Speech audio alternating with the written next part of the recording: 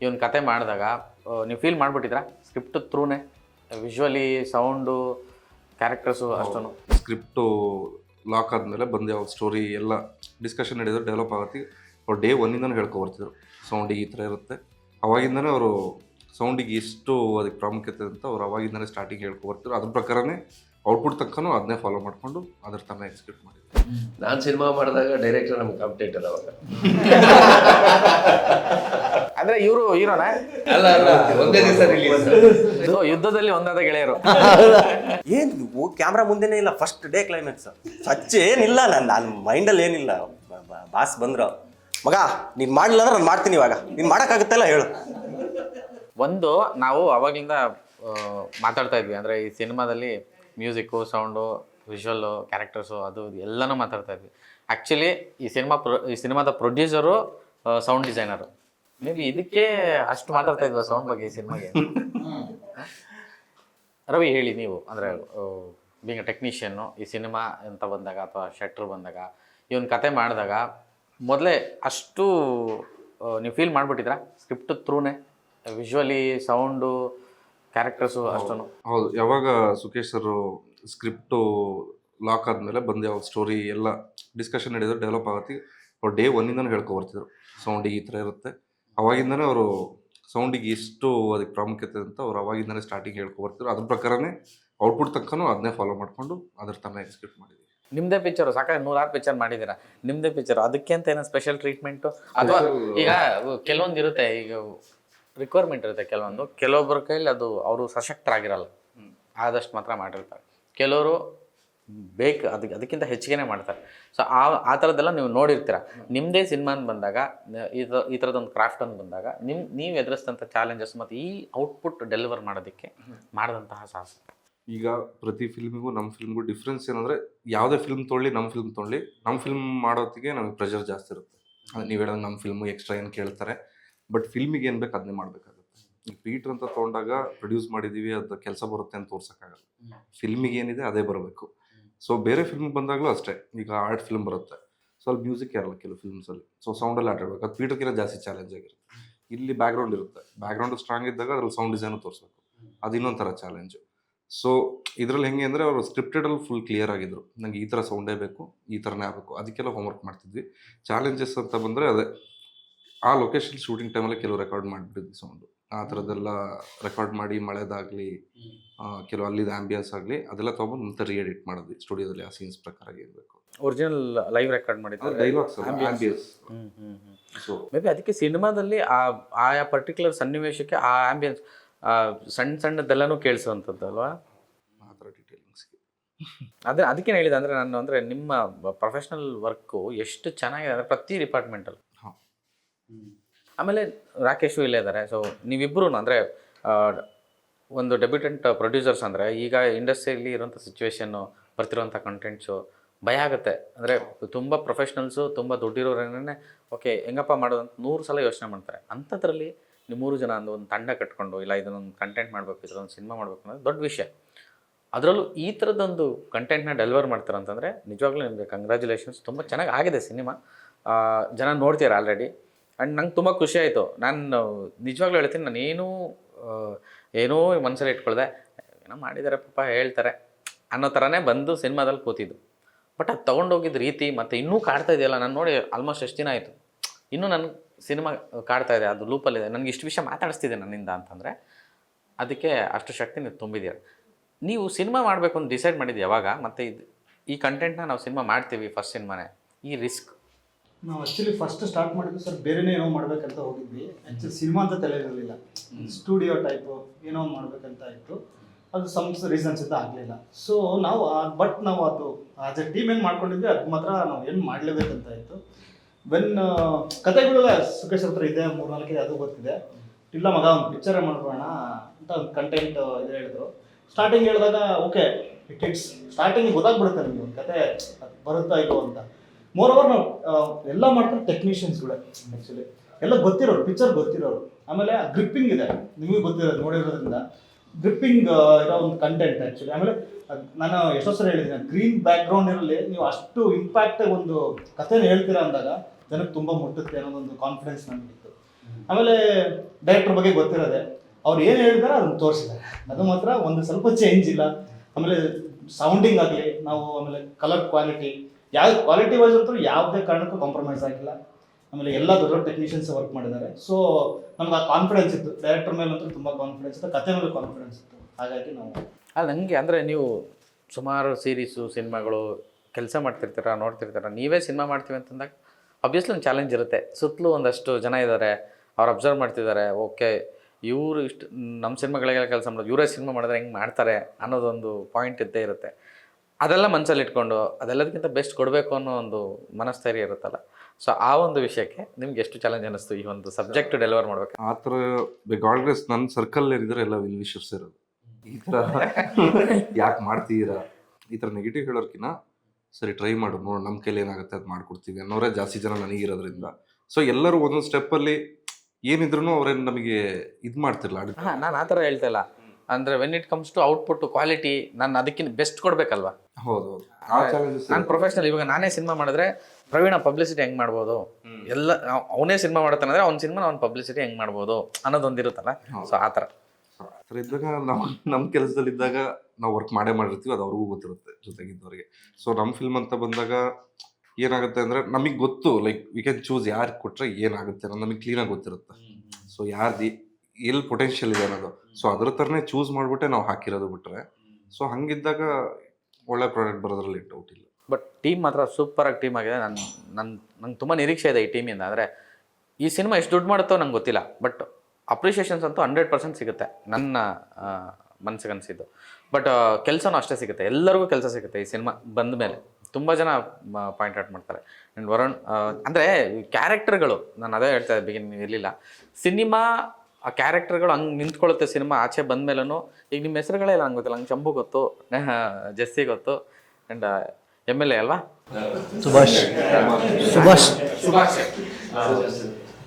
ನೋಡಿ, ಇವತ್ತು ಸುಭಾಷ್ ತಮ್ಮ ಬಂದಿಲ್ಲ, ಇದು ಜೆಸ್ಸಿ ಗಂಡ ಬಂದಿಲ್ಲ, ಮತ್ತೆ ಅಮ್ಮ ಬಂದಿಲ್ಲ. ಮೋಸ್ಟ್ಲಿ ಜೆಸ್ಸಿ ಬಂದಿರೋದಕ್ಕೆ ಅಮ್ಮ ಬಂದಿಲ್ಲ, ಡೇವಿಡ್ ಬಂದಿಲ್ಲ. ನನ್ನ ತಮ್ಮ ಬಂದ್ರೆ ಸ್ವಲ್ಪ ಗ್ಯಾಪ್ ಜಾಸ್ತಿ ಬೇಕಾಗಿ.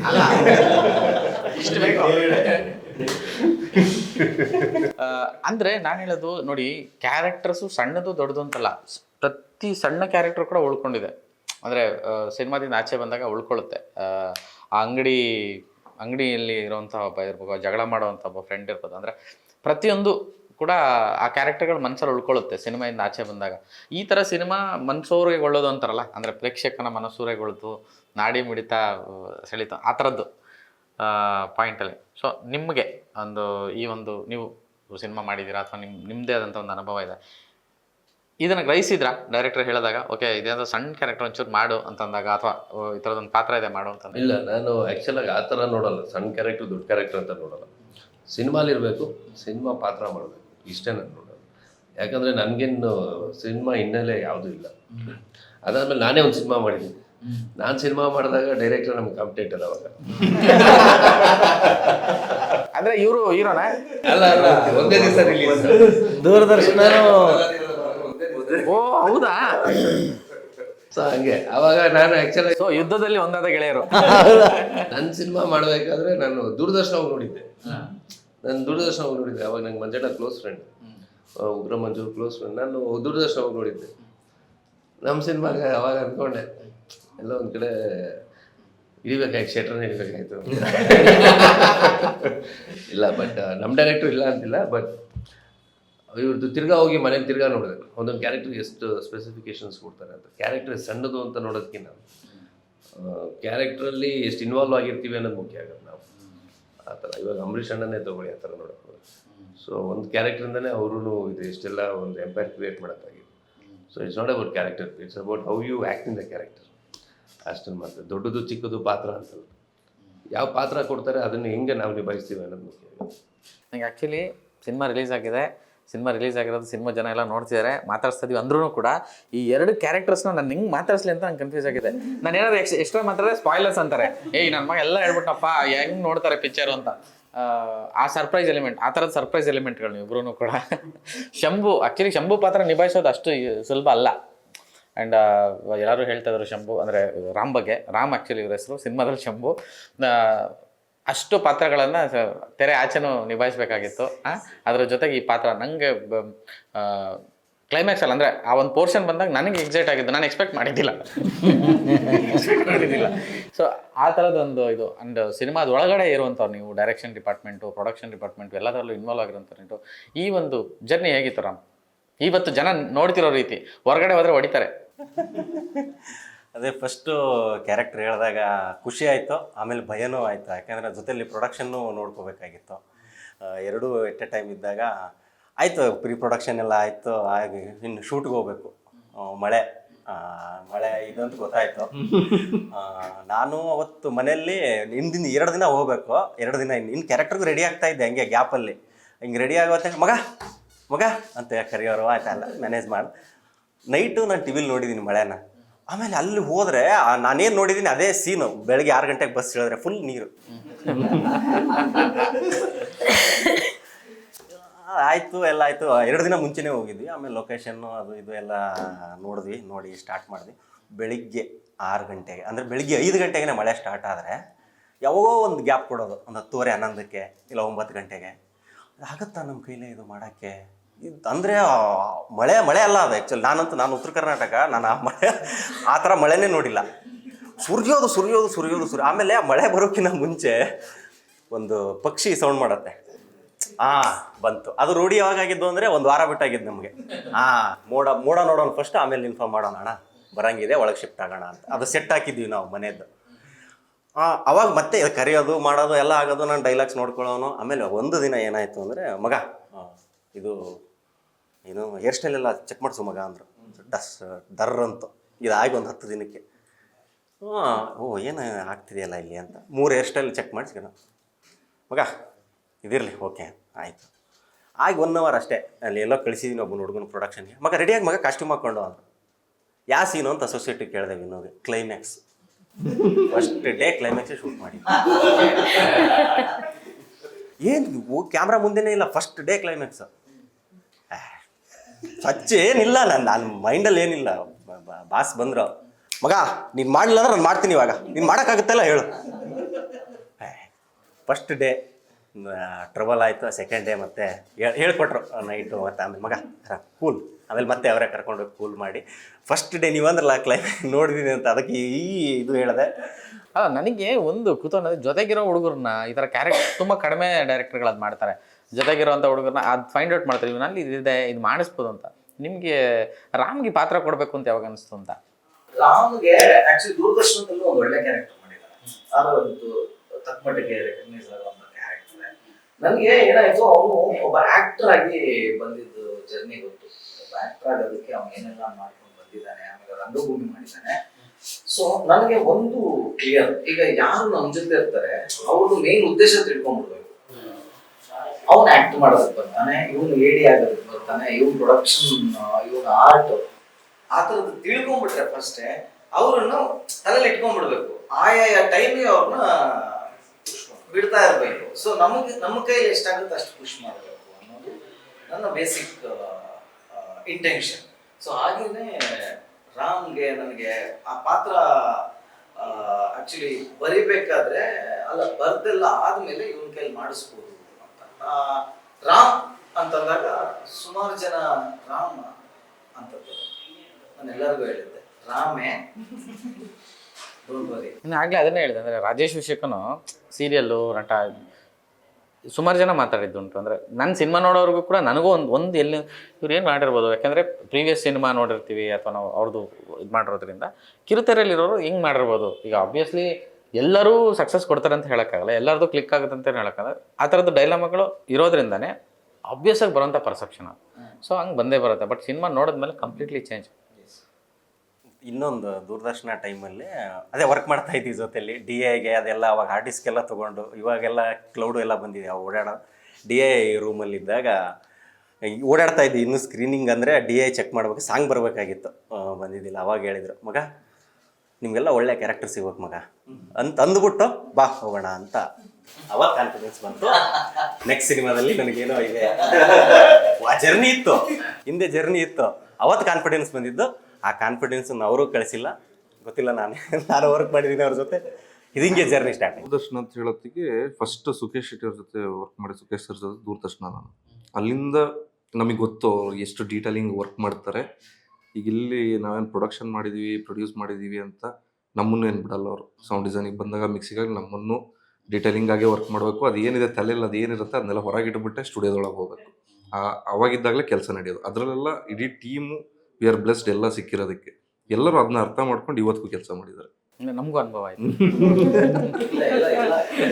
ನಮಗೂ ಅನುಭವ ಆಯ್ತು. ಸುಭಾಷ್ ಚಂದ್ರ, ಸುಭಾಷ್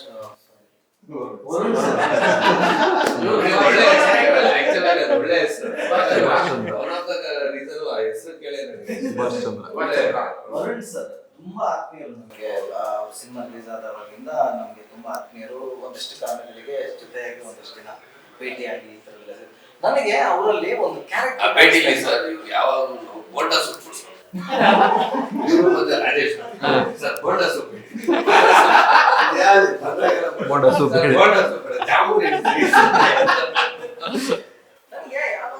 ಹತ್ರ ಒಂದು ಕ್ಯಾರೆಕ್ಟರ್ ಕಾಣಿಸೋದು. ನಾನು ಹೇಳ್ತಾ ಇದ್ದೆ, ಬಿಡಿ ಸರ್ ನೀವು, ಬಿಡಿ ಸರ್ ನೀವು, ಸುಮ್ಮನೆ ಹೇಳ್ತೀರಾ, ಬಿಡಿ ಸರ್ ನೀವು ಅಂತ.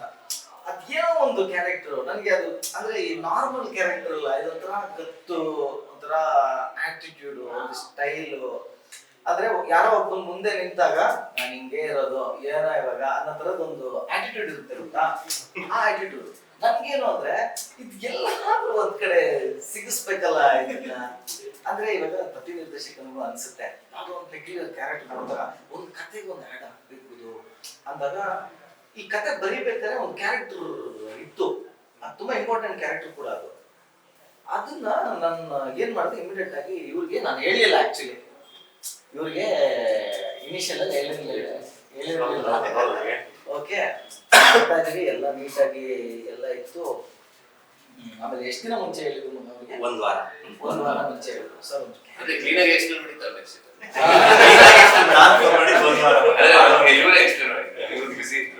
ಬಟ್ ನನಗೆ ಇವ್ರಲ್ಲಿ ಏನು ಇಷ್ಟ ಅಂತ ಹೇಳಿದ್ರೆ, ನನ್ನ ಎಕ್ಸ್ಪೀರಿಯನ್ಸ್ ಈಗಿರ್ದಾಗ ಆರ್ಟಿಸ್ಟ್ಗೆ ಟೈಮ್ ಕೊಡು, ರೆಡಿ ಆಗೋದಾಗಲಿ, ನೀವು ಸ್ಕ್ರೀನ್ ಮೇಲೆ ಕಾಣಿಸ್ಬೇಕು, ನೀವು ಕ್ಲೀನಾಗಿ ಕಾಣಿಸ್ಬೇಕು, ರೆಡಿ ಆಗಿಬಿಟ್ಟು ಕ್ಲೀನಾಗಿ ಅವ್ರ ಜೊತೆ ಇವರಿಬ್ರು ಆರಾಮಾಗಿ ರೆಡಿ ಆಗಿರ್ತಾರೆ, ಏನು ಆರಾಮಾಗಿದೆ.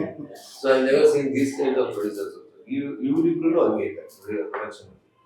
ಆಮೇಲೆ ನಮ್ಮ ಡೈರೆಕ್ಟರ್ ಅಷ್ಟೇ, is also like artist. Actually ಈ ಹೊಸ ಸಿನಿಮಾಗಳಲ್ಲಿ ಏನ್ ಮಾಡ್ತಾರೆ ಅಂದ್ರೆ, ಟೈಮ್ ಆಗ್ಬಿಡುತ್ತೆ, ಇದು ಮಾಡ್ಬಿಡುತ್ತೆ, ಬೇಗ ಬನ್ನಿ ಅಂತ ಹೇಳ್ತಾ ಇರ್ತಾರೆ. ಆ ಬೇಗ ಬರೋದ್ರಲ್ಲಿ ಹಿಂಗೆ ಎಳ್ದಿರ್ತಾರೆ ತುಂಬಾ ಪ್ರಾಬ್ಲಮ್ಸ್ ಆಗುತ್ತೆ. ಹೌದು, ಅಲ್ಲಿ ಕಲರ್ ಕಲೆಕ್ಷನ್ ಮಾಡೋದು ಅದು ಇದು. ಅವಾಗ ಏನಾಗುತ್ತೆ, ಸಿನಿಮಾಲಿ ಜನ ನೋಡ್ತಾ ಇರ್ಬೇಕಂದ್ರೆ ಏನ್ ತೆಗಿತಾರೆ, ಏನ್ ಮಕಾನೆ ಸರಿ, ಈ ತರ ತುಂಬಾ ಎಫೆಕ್ಟ್ ಆಗುತ್ತೆ. ಸೊ ಸ್ಪಾಟ್ ಅಲ್ಲಿ ಶೂಟಿಂಗ್ ಮಾಡ್ಬೇಕಾದ್ರೆ ಟೈಮ್ ಸೆನ್ಸ್ ನೋಡಕ್ ಹೋಗ್ತಾರೆ, ಮನಿ ಕನ್ಸೆನ್ಸ್ ನೋಡಕ್ ಹೋಗ್ತಾರೆ ಹೊರತು ಸ್ಕ್ರೀನ್ ಮೇಲೆ ಹೆಂಗ್ ಕಾಣುತ್ತೆ ಅಂತ ಆಲ್ರೆಡಿ ಒಂದು ಸಿನಿಮಾ ಮಾಡಿದ್ರಲ್ಲ, ಸೊ ಅದು ಅವ್ರಿಗೆ ಅನುಭವ ಆಗುತ್ತೆ. ಸೊ ನಮ್ಗೆ ಆಗ ಸ್ಪೇಸ್ ಕೊಡ್ತಾರೆ.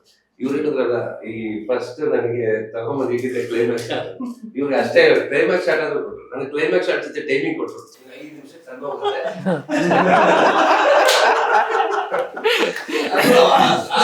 ಆ ಗ್ಯಾಪ್ ಅಲ್ಲಿ ನಾನು ಶಾರ್ಟ್ ಅಂತ ಮಾಡಿದ್ದೇನೆ. ನಂದೇ ಲೋಕ್ ಸ್ಯಾರಿ ಕಂಪ್ಯೂಟರ್ ಬೇರೆ ಯಾರು ಹೋಗ್ತಾರೆ. ನನಗೆ ಗೊತ್ತಾ, ಇವರು ಒಂದು ಸಿನಿಮಾ ಹೀರೋ ಆಗಿ ಮಾಡಿದ್ದಾರೆ, ಫುಲ್ ಲೆಂತ್ ಪಿಕ್ಚರ್. ಓಕೆನಾ, ಅವ್ರ ಪ್ರೊಡಕ್ಷನ್ ಇನ್ನೊಂದು ಪ್ರೊಡಕ್ಷನ್ ದಟ್ ಇಸ್ ಡಿಫರೆಂಟ್. ಇವಾಗ ವರುಣ್ ಪಟೇಲ್ ರಾಜ್ ಅನ್ನೋರು ಒಂದು ಫುಲ್ ಲೆಂತ್ ಪಿಕ್ಚರ್ ಹೀರೋ ಆಗಿ ಮಾಡಿದ್ದಾರೆ. ನಾನು ಪ್ರಿನ್ಸಿಪಲ್ ಎಲ್ಲೂ ಕೇಳಕ್ಕಾಗತ್ತೆ, ಸರ್ ನನ್ನ ಪಿಕ್ಚರ್ ಅಲ್ಲಿ ಒಂದು ಕ್ಯಾರೆಕ್ಟರ್ ಇದೆ, ಇಂಪಾರ್ಟೆನ್ಸ್ ಇದೆ, ಬಟ್ ಲೆಂತ್ ಕಮ್ಮಿ ಇದೆ ಅಂತ ನಾನು ಹೇಳಕ್ಕಾಗಲ್ಲ. ಓಕೆನಾ, ನನಗೆ ಆ ಫ್ರೆಂಡ್ಶಿಪ್ ಎಲ್ಲೂ ಹಾಳು ಮಾಡ್ಕೊಳಕ್ಕಾಗತ್ತಾ? ಅದಕ್ಕೆ ನಾವು ಟೈಮ್ ತಗೊಂಡಿದ್ದು, ಲಿಟ್ರಲಿ ಕೇಳಿದೆ, ಅದಕ್ಕೆ ನಾವು ಟೈಮ್ ತಗೊಂಡಿದ್ದು. ಏನಣ್ಣ ಏನ್ ಮಾಡೋದು ಇವಾಗ ಅಂತ ಇವನು ಅನ್ಸುತ್ತೆ, ಏನ್ ಅನ್ಕೋತಾರೋ, ನಾವು ಅವ್ರ ಜೊತೆ ಚೆನ್ನಾಗಿದ್ದೀವಿ, ಹಾಕೊಂಡ್ಬಿಡೋಣ ಅಂತ ಅನ್ಕೊಂಡ್ಬಿಡೋಣ ಅಂತ ಅನ್ಕೊಂಡ್ಬಿಡ್ಬೋದು. ಆದ್ರೂ ನನಗೆ ಒಂದು ಬೇಜಾರಾಗಿದೆ, ಇಷ್ಟು ಒಂದು ಟೀಮ್ ಬಂದಿದ್ರೆ ಒಳ್ಳೆ. ಇವ್ರು ಹೇಳಿದ ತಕ್ಷಣ ಬಂದ್ ಮಾಡಿ, ನಾನು ಹೇಳಿದ ತಕ್ಷಣ ನನ್ನ ಮಗನ ನಂಬ್ಕೊಳ್ಳೋಕೆ ಇವ್ರನ್ನ ಸಿನಿಮಾದಲ್ಲಿ ನೋಡಿದಾಗ ಮೇಕಪ್ ಮಾಡಿದ್ದಾರೆ ಅಂತ ನಾನು, ಇವ್ರಿಗೆಲ್ಲ ಕಣ್ಣೆಲ್ಲ ಹೆಂಗಿದೆ, ಈ ಥರ ಮೇಕಪ್ ಮಾಡಿದ್ದಾರೆ, ಈ ಥರ ಹುಡುಗಿ ಬೆಳಗಿರೋ ಹುಡುಗಿನ ಈ ಥರ ರೆಡಿ ಮಾಡಿದ್ದಾರೆ ಅಂತ ನಾನು ಅನ್ಕೋದು. ಇವ್ರು ರಿಯಲ್ ಆಗಿ ನೋಡೋದು ಹಂಗೆ ಅನಿಸೋದು, ಸೇಮು ಜಸ್ಸಿನೇ ಬಂದಾಗ ಹೆಂಗೆ ಫೇಸ್ ಇರೋದೇ ನನಗೆ ನೆಗೆಟಿವ್ ಅನ್ನೋ ಥರ. ಯಾಕಂದರೆ ಅಲ್ಲಿ ತನಕ ಬೆಳ್ಕೊಂಡ್ ಬಂದಿರೋದು ವಾವ್ ದಿನ ನಿನಗೆ ಡಿಫ್ರೆಂಟ್ ಫೇಸ್ ಇದೆ. ಆ್ಯಕ್ಟಿಂಗ್ ಅಂತ ಬಂದಾಗ ನೋ ಮೇಡಮ್ ನಮ್ಮ ಸ್ಟೋರಿಗೆ ನಿಮ್ಗೆ ಸೂಟ್ ಆಗಲ್ಲ ಈ ಥರನೇ ನನಗೆ ಬಂದಿರೋದ್ರಿಂದ ತುಂಬ ಸ್ಟೆಪ್ ಬ್ಯಾಕ್ ಆಗಿ ಆಲ್ಮೋಸ್ಟ್ ನಾನು ಕರಿಯರ್ ಎಲ್ಲ ಆಗಲ್ಲ ನನ್ನಿಂದ ಅಂತ ಸ್ಟೆಪ್ ಬ್ಯಾಕ್ ಆದಾಗ ಬಂದಿದೆ ಪೀಟರ್. ಈ ಥರ ಅಂಕಲ್ ನಿಮ್ಮ ಊರಲ್ಲಿ ಈ ಥರ ಮಳೆ ಬರ್ತಿದೆ, ಶೂಟಿಂಗಿಗೆ ಇದೆಲ್ಲ ಆಗ್ತಿದೆಯಲ್ಲ, ಏನು ಪ್ರಾಬ್ಲಮ್ಮು ಅಂತ. ನೀವು ಅಲ್ಲಿ ಗ್ರಾಮ ದೇವತೆ ಪೂಜೆ ಮಾಡಿಸಿದ್ರಾ ಅಂದರು ಶೂಟ್ ಮಾಡೋತ್ತಿಗೆ. ಇಲ್ಲಲ್ಲ ನನಗೆ ಗೊತ್ತಿಲ್ಲ ಇಲ್ಲ ಅಂತ. ಅಲ್ಲೊಂದು ಗ್ರಾಮ ದೇವತೆ ಇದೆ, ಅಲ್ಲಿ ಹೋಗ್ಬಿಟ್ಟು ನೀವೊಂದು ಪೂಜೆ ಮಾಡ್ಕೊಳ್ಳಿ. ಹೋಗ್ತಿದ್ದಂಗೆ ಒಂಥರ ವೈಬ್ರೇಷನ್ ಬೇರೆ, ಆ ದೇವಸ್ಥಾನ ಕಾಲಿಡ್ತಿದ್ದಂಗೆ ನಿಮಗೆ ಆ ಫೀಲ್ ನಿಮ್ಮ ಕೈಯೇ ಬರುತ್ತೆ, ಹಿಂಗೆ ಕೈ ಮುಗಿಬೇಕು ಅಂತ. ಆ ಥರ ಫೀಲಿಂಗ್ ಆ ದೇವಸ್ಥಾನದ್ದು.